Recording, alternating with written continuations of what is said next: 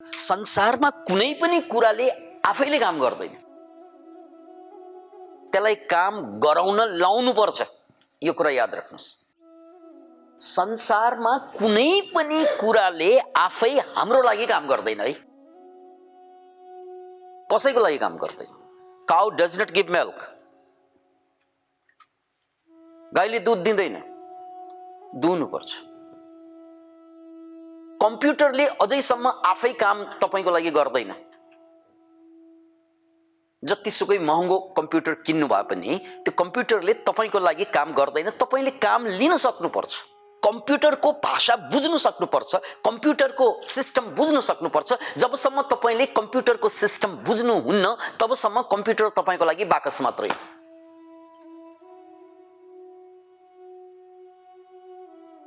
यस्तै हो जिन्दगी। कम्प्युटर भन्दा हजारौं गुना सोफिस्टिकेटेड छ, जटिल छ जिन्दगी, मस्तिष्क। त्यसले तब मात्रै काम गर्छ जब मैले त्यसलाई बुझ्छु। बुझेन भने जसरी कम्प्युटर बाकस बन्छ, दिमाग फुटबल हुन्छ, सबैले हिर्काउँछ मलाई। याद राख्नुस्, जबसम्म कम्प्युटर हामीले चिन्दैनौं, बुझ्दैनौं, जान्दैनौं, अध्ययन गर्दैनौं त्यसको बारेमा, जति कम थाहा हुन्छ कम्प्युटरको बारेमा, जति कम थाहा हुन्छ कम्प्युटरको बारेमा, त्यति नै जटिल बन्छ कम्प्युटर, त्यति नै कन्फ्युजिङ बन्छ कम्प्युटर। मान्छे भन्छन् जिन्दगी त साह्रै कन्फ्युज छ, रिलेसनशिप त साह्रै कन्फ्युज छ, परिवारसँग बस्नु त साह्रै कन्फ्युजिङ। कन्फ्युजन किन भयो त भने तपाईले त्यसको बारेमा थाहा कहिल्यै पाउनु भएन। You don't know it, neither your wife nor your husband nor your children। यो कुरा याद राख्नुस्। यी हाम्रा परिवारले हाम्रो लागि किन काम गर्दैनन्, हाम्रा छोराछोरी हाम्रा कुरा किन मान्दैनन्, मेरा लोग्ने मेरी स्वास्नी मेरो लागि किन जहिले पनि काम लाग्दैन, किनकि म उनीहरूलाई बुझ्दिन। जसरी कम्प्युटर बुझेन भने कम्प्युटरले मलाई काम दिँदैन, धोका दिन्छ। कम्प्युटर बुझेन भने कम्प्युटरले मेरो लागि काम गर्दैन, उसले मलाई धोका दिइरहन्छ। जति मैले बटन दबाउँछु त्यति म क्लियर हुँदैन, त्यति कन्फ्युजनमा जान्छु। जति मैले बटन दबाउँछु नि, ट्वा टिक टिक टेक टैक टोक टौक टम ट गर्छु, ला हुन्छ। जसरी कम्प्युटरको जानकारी जति बढ्दै जान्छ, कम्प्युटरको बारेमा जति ज्ञान बढ्दै जान्छ, त्यति कम्प्युटर तपाईको लागि सहज बन्दै जान्छ, तपाईको लागि काम लाग्दै जान्छ। त्यस्तै परिवार, त्यस्तै जिन्दगी, त्यस्तै सबै कुरा। मलाई संसार ठीक लाग्दैन किनभने मैले संसार बुझेकै छैन। मलाई जिन्दगी नै ठीक लाग्दैन किनकि मैले जिन्दगी बुझेको छैन। मलाई कोही पनि मान्छे ठीक लाग्दैन किनकि म कोही पनि मान्छेलाई बुझ्दिन। अनि कोही पनि मान्छेलाई किन नबुझेको, म आफैलाई पनि बुझ्दिन। यसकारण फेरि पनि दिल खोलेर बुझ्नु होला कि चाहिने चीज कम्प्युटर हो कि ज्ञान हो त? That's the question. तपाईलाई चाहिने चीज कम्प्युटर हो कि ज्ञान हो? बिना ज्ञान त्यो कम्प्युटर त बाकस हो। बिना ज्ञान यो दिमाग त फुटबल हो, यो टाउको त फुटबल हो, सबैले हान्ने। त्यसकारण सबभन्दा ठूलो कुरा के त? ज्ञान, ज्ञान, ज्ञान, ज्ञान। तर दुर्भाग्य के छ मान्छेको भने ऊ ज्ञान खोज्दैन, ऊ सिधै धन खोज्छ। कौन बनेगा करोडपति त्यो कार्यक्रम सबैले थाहा छ। बेला बेला त्यसमा जितेका मान्छेहरूको समाचार आउँछन्। 3 वर्षपछि करोडौं जितेका मान्छे फेरि गरिबै भयो। त्यस्तो सुन्नु भएको होला। बेला बेला इन्डियामा मात्र होइन, अमेरिकामा पनि त्यसरी ठुलो ठुलो चिट्ठा परेका मान्छेहरू करोडौं करोडको चिट्ठा पर्छ। अनि 2-4 वर्षपछि टाप पल्टिन्छ। फेरि यार करोड पाइसकेपछि, करोडौं डलर पाइसकेपछि उनीहरू सधैँ धनी किन रहँदैनन् त भन्नाले धन त पाइयो, धनको ज्ञान पाइएन क्या। धन त पाइयो तर धनलाई खेलाउने ज्ञान पाइएन। त्यस्तै सबै कुरा हो। त्यसकारण सबभन्दा महत्त्वपूर्ण कुरा वस्तु होइन, वस्तु होइन, वस्तु होइन। हामी कन्ज्युमर सोसाइटीमा छौँ नि, वस्तु वस्तु वस्तु किन्दै किन्दै किन्दै किन्दै जान्छौँ। त्यो सबभन्दा ठुलो कुरा होइन, त्यसबारेको ज्ञान हो। त्यसबारेको ज्ञान प्राप्त भएन भने ती सबै कुराले मलाई कन्फ्युज्ड बनाइदिन्छ। म पहिल्यै कन्फ्युज्ड मान्छे, अब अर्को एउटा चिज किनेर ल्याउँदा त्यसले झनै बढी मलाई कन्फ्युज बनाइदिन्छ। म पहिल्यै कन्फ्युज मान्छे, बिहे गर्दा झनै कन्फ्युज्ड हुन्छ। हामी पहिल्यै कन्फ्युज्ड मान्छे, सन्तान जन्माउँदा अरू थप कन्फ्युज्ड हुन्छौँ।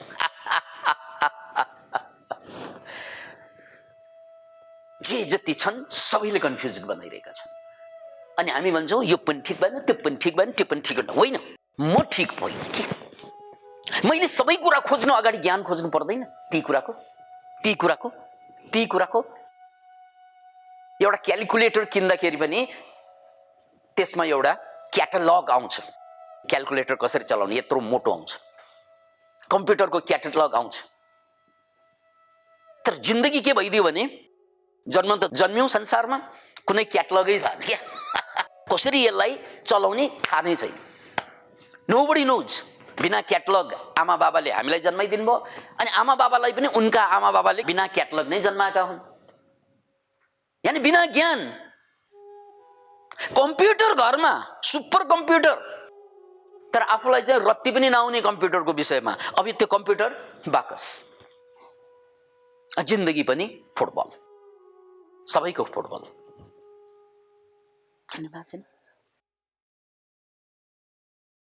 हाम्रो जिन्दगीको दुर्भाग्य त्यो हो।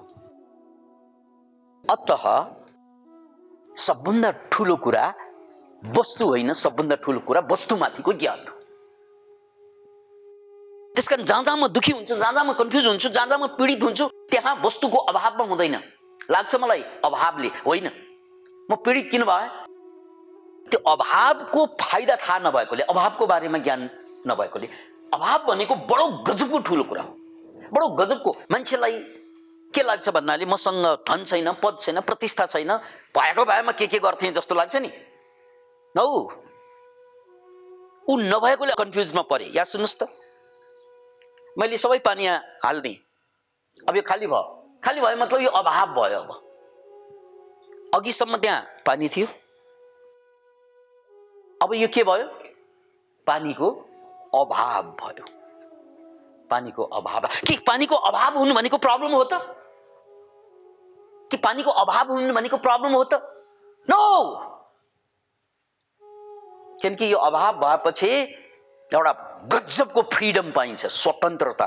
के अघिसम्म पानी भरिएको थियो, अब त मैले जे भरे पनि हुन्छ, चिया भरे पनि हुन्छ, दूध भरे पनि हुन्छ, कफी भरे पनि हुन्छ। That is the freedom. किन महाशय? त्यसकारण अभाव भनेको सबभन्दा ठुलो शक्ति हो। अभाव भनेको सबभन्दा ठुलो सम्पत्ति हो।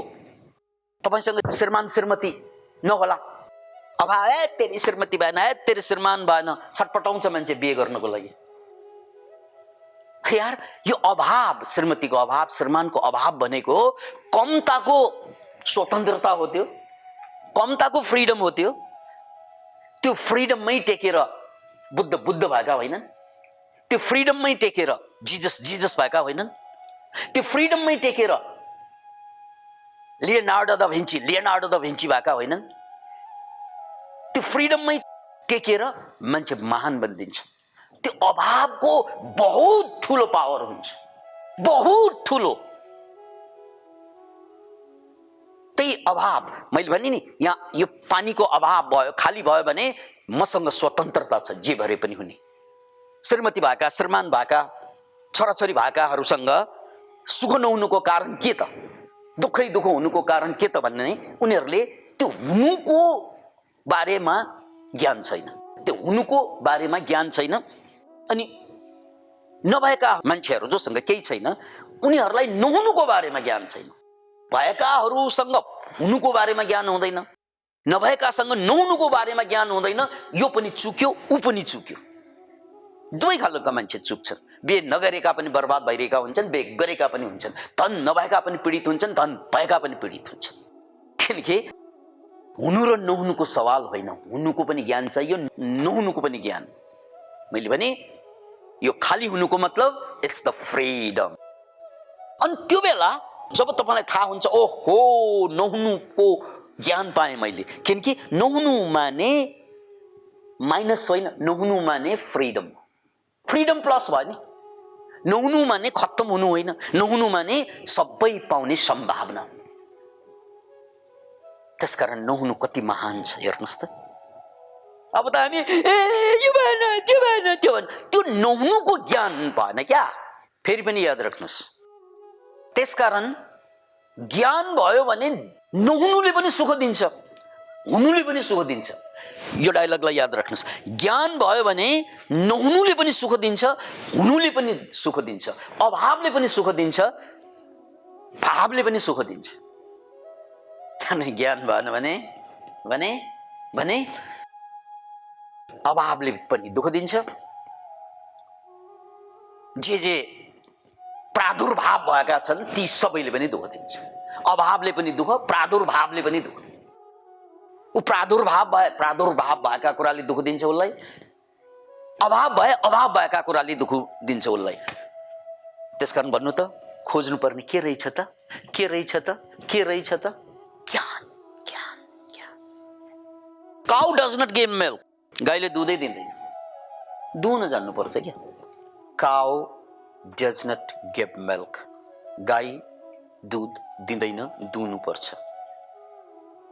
त्यो दुहुने ज्ञान भएन भने गाईबाट दुध प्राप्त हुँदैन। अब प्रसङ्ग फेरौँ, प्रार्थनाको कुरा मैले भने थिएँ यहाँहरूलाई। प्रार्थनाले कहिले काम गर्छ, कसरी काम गर्छ या गर्दैन, यो गर्छ र गर्दैन भन्ने सवाल होइन, त्यसलाई कसरी गराउने भन्ने ज्ञान चाहियो, विज्ञान चाहियो। यदि तपाईसँग ज्ञान र विज्ञान भइदियो भने सबै कुराले तपाईँको लागि काम गर्छ। यसलाई नोट गर्नुहोस्, यसलाई नोट गर्नुहोस्, यसलाई नोट गर्नुहोस्। यदि तपाईँसँग ज्ञान र विज्ञान छ भने सबै कुराले तपाईँको लागि काम गर्छ। र यदि तपाईँसँग ज्ञान र विज्ञानको अभाव भयो भने सबै कुराले तपाईँलाई कन्फ्युज्ड बनाइदिन्छ, सबै कुराले तपाईँलाई दुःख दिन थाल्छ, सबै कुराले तपाईँलाई तनाव दिन थाल्छ। यदि ज्ञान र विज्ञान छ भने सबै कुराले तपाईँलाई हिरा दिन थाल्छ। ज्ञान र विज्ञान कट्यो भने सबै कुराले तपाईँलाई दुःख र दर्द बाहेक केही पनि दिँदैन, पीडा बाहेक केही पनि दिँदैन। अब प्रार्थनाको कुरा गर्दैछु। ओम सहना भवतु, सहना भवतु, यो प्रार्थना हो। तर यो प्रार्थनाले साँच्चै काम गराउनको लागि यो शब्दले मात्रै पुग्दैन। यसलाई बुझ्नु, शब्दले मात्रै पुग्दैन। शब्द भनेको भाले जस्तो हुन्छ, तर भाले एक्लैले सन्तान जन्माउन सक्दैन। शब्द भनेको भाले जस्तै हो। यो भाले जतिसुकै पोटेन्ट भए पनि, क्रियाशील भए पनि, शक्तिशाली भए पनि एक्लै भालेले सन्तान जन्माउन सक्दैन, त्यसलाई पोथी चाहिन्छ। अब पोथी जतिसुकै पोटेन्ट भए पनि पोथीले पनि सन्तान जन्माउन सक्दैन एक्लैले। भाले र पोथी भनेको नेगेटिभ र पोजिटिभ चार्ज, भाले र पोथी भनेको नेगेटिभ र पोजिटिभ चार्ज, पूर्व र पश्चिम फर्केका 36 आँकडा। तर यो 36 आँकडा दुवै मिलेर त 9 बन्ने हो पूर्णता। 3 + 6 9 होइन। मिल्यो भने यो पूर्णता, मिलेन भने एकले अर्कोलाई काटेर समाप्त। त्यसैले यहाँ प्रार्थनाले काम गराउनको लागि या शब्दले काम गराउनको लागि शब्दले मात्रै हुँदैन, त्यहाँ भाव चाहिन्छ। के चाहिन्छ? भाव, फिलिङ्स चाहिन्छ। फिलिङ्स। तपाईका हरेक शब्द पोटेन्ट हुन सक्छ यदि त्यसमा फिलिङ्स दिने हो भने। र यो पनि याद राख्नुहोस्, यो दिमागमै त्यो सिस्टम छ, इनबिल्ट, डिफल्ट छ। एउटा दायाँ मस्तिष्क छ, दायाँ, अर्को बायाँ मस्तिष्क छ। दायाँ मस्तिष्क भनेको फिलिङ्स फिलिङ्स फिलिङ्स, यसले फिल गर्छ। र बायाँ मस्तिष्क भनेको थिङ्किङ थिङ्किङ थिङ्किङ, यसले विचार गर्छ। यो विचार, यो फिलिङ्स, यो विचार र फिलिङ्स दुर्भाग्यवश भनौँ या मानव विकासको क्रम अझै नपुगेको भनौँ, जब हाम्रो फिलिङ्सले काम गरिरहेको हुन्छ त्यो बेला हाम्रो थिङ्किङले काम गर्दैन, विचारले काम गर्दैन, विचार कमजोर बनिदिन्छ। त जब हामी विचारमा मग्न हुन्छौँ त्यो बेला फिलिङ कमजोर भइदिन्छ। त्यसकारण मान्छे साह्रै रिसाएको बेलामा उसको बुद्धि भ्रष्ट भइदिन्छ, किनकि भाव त छ, भाव गजबको छ रिस भनेको, त्यो बेला बुद्धि भ्रष्ट, बुद्धिले काम गर्दैन। त्यसकारण तोडफोड, भन्नु भन्ने नभन्नु नभन्ने, गर्नु गर्ने नगर्नु गर्ने नगर्नु पनि गर्ने, सबै गरिदिन्छन् रिसमा मान्छेले। त्यही कुरा प्रेममा पनि हुन्छ। त्यो प्रेममा मान्छेले सबै किसिमका नादानी बेइमानी बदमासी गरिदिन्छन्, किनकि प्रेम भनेको पनि दायाँ मस्तिष्क, रिस भनेको पनि दायाँ मस्तिष्क। यो दुवैले मान्छेलाई चाहिँ मूर्ख बनाइदिन्छ, किनकि पावर छ, त्यो बम फाटे जस्तै, याद राख्नुहोस् यो कुरा, बम पड्के जस्तै भइदिन्छ यो फिलिङ्स। अत यो फिलिङ्स, यो भाव र यो विचार, यो दुवै कुरा नर्मल्ली मिल्दैन। त्यसैले हाम्रो नाक यसरी हेऱ्यो भने एउटा नाकको प्वालले 1 घण्टा जति काम गर्छ, 1-1.5 घण्टा, र त्यसपछि त्यो प्वालले काम गर्दैन, अर्को प्वालले काम गर्छ। त्यो दायाँ बायाँ दायाँ बायाँ, अनि दायाँ नाकको प्वालको सम्बन्ध बायाँ मस्तिष्कसँग, बायाँको सम्बन्ध दायाँसँग हुन्छ। हाम्रो एक किसिमबाट छल्ने काम भइरहेको हुन्छ। मेरो बुद्धि चलिरहँदा भाव चलिरहेको हुँदैन, भाव चलिरहँदा बुद्धि चलिरहेको हुँदैन। नाक पनि प्वाल त्यस्तै, यसलाई इडा नाडी, पिङ्गला नाडी। तर जब सुषुम्ना नाडी चल्छ त्यसपछि होल ब्रेनले थिङ्किङ गर्छ, त्यो बेला होल ब्रेन प्रयोगमा आउँछ। होल ब्रेन अहिलेसम्म हामीले कि दायाँ मस्तिष्क प्रयोग गर्छौँ जहाँ फिलिङ्स मात्रै हुन्छ, दुर्घटना हुने बढी सम्भावना हुन्छ, कि बायाँ मस्तिष्क मात्रै, लजिक मात्रै, कहाँ के गर्दा फाइदा हुन्छ, कहाँ के गर्दा बेफाइदा हुन्छ भनेर सोचेको मात्र हुन्छ र ऊ कर्ममा उत्रिन सक्दैन। त्यसैले मान्छेको ट्रान्सफर्मेसन, मान्छेको उन्नति प्रगति मात्र होइन, छलाङको कुरा गर्दैछौँ। प्रगति उन्नति भनेको सिस्टमेटिकली हुन्छ, छलाङ भनेको लेभल चेन्ज गराइदिन्छ। त्यो बेला मान्छेको लेभल चेन्ज हुन्छ। यो मस्तिष्कको जब दायाँ मस्तिष्क र बायाँ मस्तिष्क एक साथ काममा आउँछ त्यो बेला तपाईको क्यापेसिटीले, तपाईको पावरले, तपाईको क्षमताले, तपाईको क्रियाकलापले छलाङ मार्दिन्छ। त्यसलाई क्वान्टम लिप भनिन्छ। यो नेटमा सर्च गर्नुहोस्, गुगलमा, क्वान्टम लिप। त्यसपछि एउटा चिजबाट अर्कै चिजमा पुग्छ तपाईँ, लोक फरक हुन्छ, लेभल फरक हुन्छ। Can you imagine it? त्यसैले तपाईँले प्रगति गर्ने मान्छेले बिस्तारै प्रगति गरिरहेको हुन्छ, तर कोही मान्छेले प्रगति होइन छलाङ मार्दिन्छ। यो छलाङ मार्ने काम यो र यो मस्तिष्क एकसाथ चलेपछि हुन्छ। यही सिस्टमलाई मैले प्रार्थनासँग जोडेर भने कि जब हामीले विचार दिन्छौँ त्यो विचारले काम गर्दैन, किनकि त्यहाँ फिलिङ्स हुँदैन। विचार र भाव यो दुवै कुरा एकसाथ जब आउँछ देन लेभल चेन्ज गरिदिन्छ। यो कुरा हामीले हिप्नोसिसमा, हिप्नोटिजममा त गर्ने त्यही हो। हिप्नोटिजममा यहाँहरूमध्ये धेरैले यो बराङमा आएर देख्नु भएको छ, 1 2 3 भन्ना साथ, चुटकी दिना साथ मान्छे ड्याङकी ड्याङ ढल्छ। किन भन्नाले त्यहाँ त्यो हिप्नोटिजममा के हुन्छ, त्यही विचार र भाव ट्याक्क जोडिन्छ। त्यसपछि डल्यो, अनि त्यसपछि उनमा भएका कमजोरीलाई पनि यो भाव र विचार ट्याक्क जोडेर पास गर्न सक्यौँ भने त्यो कमजोरीहरू शक्तिको रूपमा आउन थाल्छ। त्यसैले अब प्रार्थनाको कुरा गर्दैछौँ। प्रार्थनामा जब ओम सहना भवतु भन्छौँ हामीले, हे परमात्मन कि हामी दुवैको एक साथै पालना होस्। हामी दुवैको एक साथै पालना होस् भनेको हाम्रो कुनै पनि भौतिक रूपमा अभाव नहोस्, गुरुको पनि शिष्यको पनि, सहना भवतु। तर यो कुरालाई साकार गर्नको लागि, यो कुरा यथार्थ बनाउनको लागि मैले प्रार्थना गर्दा, तपाईले प्रार्थना गर्दा, हामीले प्रार्थना गर्दा यो शब्द दिएर ओम सहना भवतु भनेर भएन क्या। भित्र यहाँबाट दिलबाट त्यो शब्द त छँदैछ, त्यो शब्दलाई प्राण दिनु पर्यो। सहना भवतु भन्दा यहाँ दिलदेखि यो धड्कन मिसिनु पर्यो त्यहाँ। अनि साँच्चै साँच्चै साँच्चै हामी दुवैको कल्याण एकसाथ हुन्छ। सह नौ भुनक्तु, हामीले पाउनु पर्ने हाम्रो भोग, यो शरीरले गर्नुपर्ने भोग एक साथ होस्, तल र माथि नहोस्। सह वीर्यम करवावहै, भित्री सह वीर्यम, सह वीर्यम, यो वीर्य भनेको साहस गर्नु, वीर्य भनेको साहस गर्नु। कि एक साथ गुरु शिष्य एक साथ साहस गरून्। सह वीर्यम करवावहै। अब साहस त मान्छेले गर्दैन, किनकि साहस गर्ने हो भने जिन्दगीको लेभल फरक हुन्छ। त्यो साहस गर्नको लागि तपाईले शब्द सहवीर्यम भन्दाखेरि म साहस गर्छु त हो, हामी दुवैले एकसाथ साहस गरौँ, तर यहाँ फिलिङ्स दिनु पर्यो। सहवीर्यम, यसरी फिलिङ हुनु पर्यो क्या, सहवीर्यम।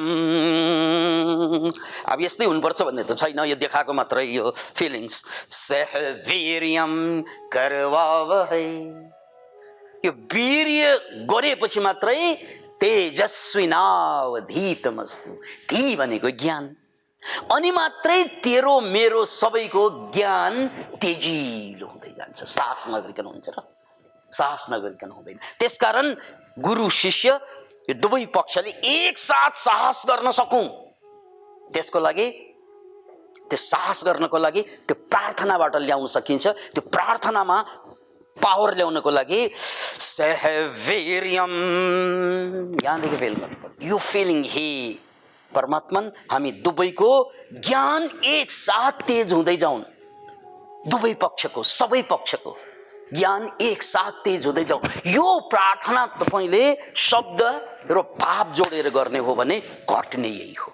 त्यसकारण हामीले प्रार्थनाबाट सुरु गर्यौं नि, त्यसको मतलब हो हजुरहरू सबै, यो विश्व परिवार सबैको एक साथ साहस बढोस् र विश्व परिवार सबैको ज्ञान एक साथ तेज होस्। र भनिहाले ज्ञान तेज भइसकेपछि जे जति कुरा छन् ती सबै कुरा, जे प्रादुर्भाव भएका कुरा छन् सबै कुराको काम आउँछ, र जे जति अभाव हुँदै जान्छन् ती कुराको पनि काम आउँछ। केही छ भने त्यसको पनि काम लाग्छ, केही छैन भने त्यो भन्दा बेसी काम लाग्छ।